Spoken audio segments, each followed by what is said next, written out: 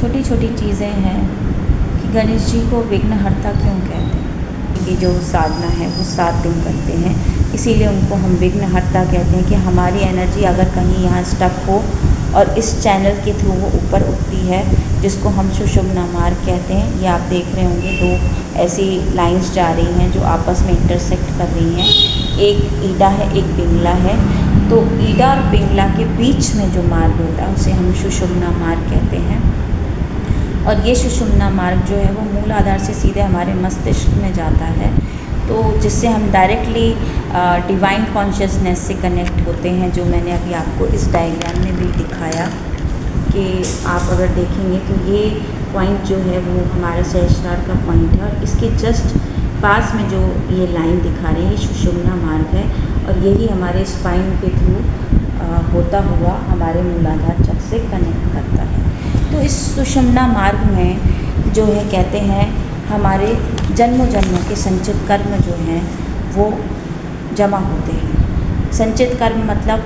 हमने बहुत सारे जन्म लिए इस धरती पे आने के लिए, लेकिन उन जन्मों में जो भी हमने कर्म किए और जो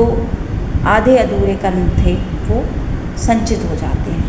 पूरे कर्म जो हम पूरे होश के साथ करते हैं वो कभी भी संचित नहीं होते, लेकिन जो भी हम साधनाएं करते हैं वो चाहे किसी भी तरह की साधना हो, वो इन संचित कर्मों को जलाती है।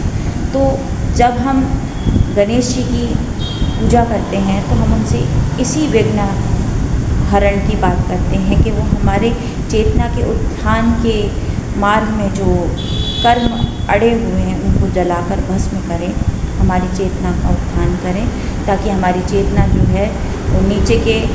एनर्जी चैनल्स से उठकर ऊपर की तरफ बढ़े। बात कहूँगी कि ये कर्म जो है ना,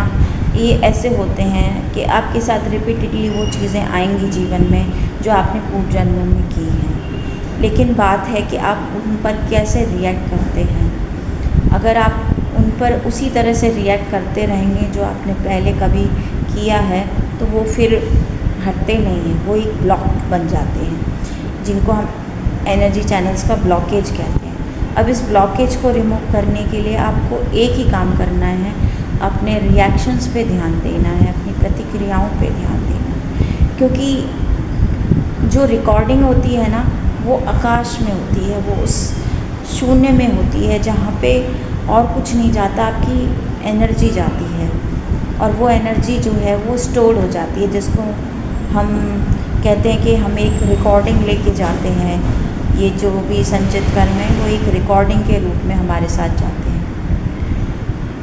तो इन कर्मों को जलाने के लिए सिर्फ एक ही चीज़ है कि